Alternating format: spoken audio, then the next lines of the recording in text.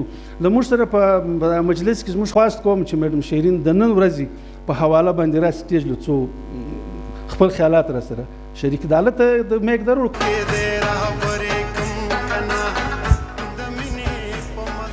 السلام علیکم درګردو د مخه خیر محمد عارف صاحب ډېر شکریه ادا کوم چې هغه د ډېر وخت څخه په دې اکېډمۍ کې چې هغه وخت څوک راتلی نه چا به دې خبرې ته اهمیت نه ورکاوه چا به دې خبره ته څه پام نه و خیر محمد عارف صاحب چې هغه په باقاعدګي سره راتلی او نن یې اکېډمۍ و دا ځای ته راورسوله پر موږ ټولو یې احسان دی پر موږ د پښتنو باندې دویم خیر محمد عارف او د ګردو مرګرو ډېر ښه انتخاب کړی دی د پروفیسر محمد شفیع کاکړ د په باره کې ما اورېدلي وو چې د ډېر سټډي کړې ده موږ پښتانه دارنګه یو پروفیسر لرو په دې موږ ډېر فخر کوو او نور دا نور ګران پروفیسران نظر لالا زموږ مشر پروفیسر چې هغه هم په پښتو کې ډېر خدمات پیش کړي دي برکت صاحب او نور مشران او کشران ګرد دې خدای راولي وکه ما ویلي وو چې موږ پښتنو ښځو ته نمایندګي نشته نو ته زما ابادي وګورې زما چې شي ابادي د زه د چا نماینده یم دا ګوره دا زما ابادي دونه کمه ده هغه د دې د لاسه چې تاسو ګرد خپل خپل د کورو سره راوتلاست نو هر یو به په موټر کې راغلي یاست کنوینس در سره نو خور یا مور یا کور والا یو شی به مې راوستلی وای زما ابادي به هم هلته به مکمله وای ما به هم سمه نمایندګي کړې وای هغه خور مطالبه وکړله چې مطلب په 2 میاشت کې کستی یو پروګرامونه وای دا هم ټیک وای نو زموږ ښځې چې دي هغه خو نو تی تر معلومې دي د نارینه در لاس لاندې دي نو کرار که داسې دوی لږ په 2 میاشت کې پروګرامونه وشي نو داسې یوه یوه به موږ کرار ځینې تور اماده کوله یا څوک اجازت نه لري یا شی خیر دغه خو نو زموږ ښځې بازار له ځي کالي ډېر اخلي نو دې خواته د یو شي چې رواج په یو معاشره کې ستا کلچر دی ستا تعریف هغه وخت کېږي چې ته واده له راسې نو تا ډېر ښه سوټ اغوستی د ګوتې د ګران اغوستی هغه نو زموږ دا وخت زموږ د ښځو تعریف کېږي نو موږ ښځه خوارکۍ خود په دا خوشحاله کېږي چې زه د ګوتو ګران سوټ اخلم ولې چې هلته بیا زما تعریف کېږي نو کوم ځای چې د تعریف دی چې د دې رول دی چې دا وایي زه به ولاړه سمه نو به دا یو شی زده کړم دغه ژبه ده دا زموږ مسله ده نو به دا مور به ورښیي و بچانو ته دا مشره خور به ورښیي دا انا به ورښیي چې زویه دا پښتو سمه وایي دې څه زموږ ته نقصان کېږي دې څه موږ ته تاوان کېږي نارینه خو زموږ د پښتنو برچم نارینه دی د بېبانه هغه دونه کور ته نه راځي یا دونه وخت نه لري یا یو شی هغه خبره ده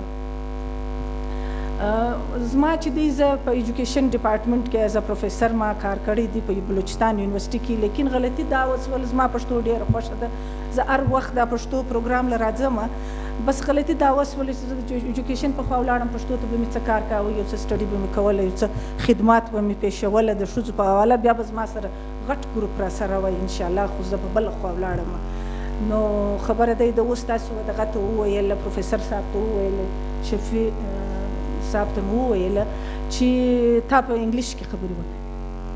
په مطلب تا چې خپله مجلس کاوی هغه په انګلیش کې هغه په دې په انګلیش کې و چې هغه فلسفې په پښتو کې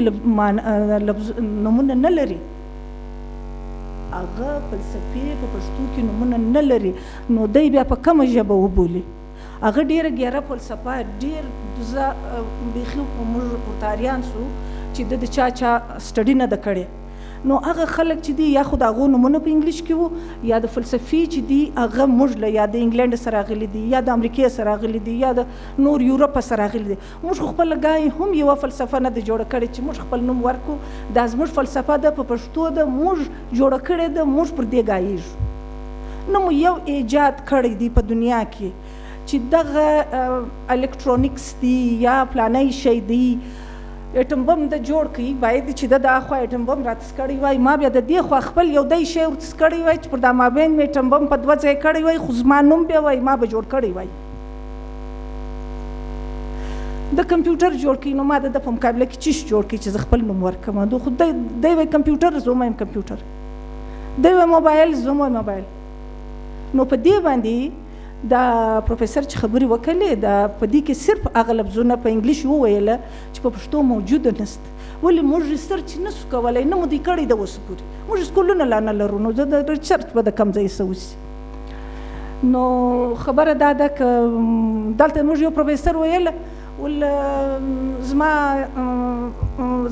خاندان چې دی دونه بیکورډه دی، ما په څه خوارۍ باندې خپل سبق ووایه. نو ویلې ول زما کره چې دا زما تر برونه میلمانه راسي نو زما لور ولا راسي دا دوی لاسونه ورمینځي، وایي نو دا زما تر برونه ورته وایي وایي زه سکول په وایم، وایي دا وایي که دې سکول پرېښوئ نو به زما لور یې. نو یعنې زموږ د خلکو د دغه حال دی د نجونو د سکول په باره کې. نو دا هم زه ډېر واره چې ځینې کورو له ولاړه سم و هغو ته خپل دغه رول وکړم چې هغه ډېره خراب پښتو کشنیان وایي. یارې مورو دا ته ووایم مامتې ولې په دا کشنیان کې چورت نه وایي، څنګه خراب پښتو وایي؟ هغه وایي چې هغه په دې باندې ایسي لکه بس وایي دی. نو زه بیا هغه کشنې ته وایم وایم که تا پر مورو پر پلارو پر اکاګانو پر ماماګانو ښه غوږ نیوی او د خپل پښتو دې سمه کړه نو ته زما لور یې به ته زما زوی یې.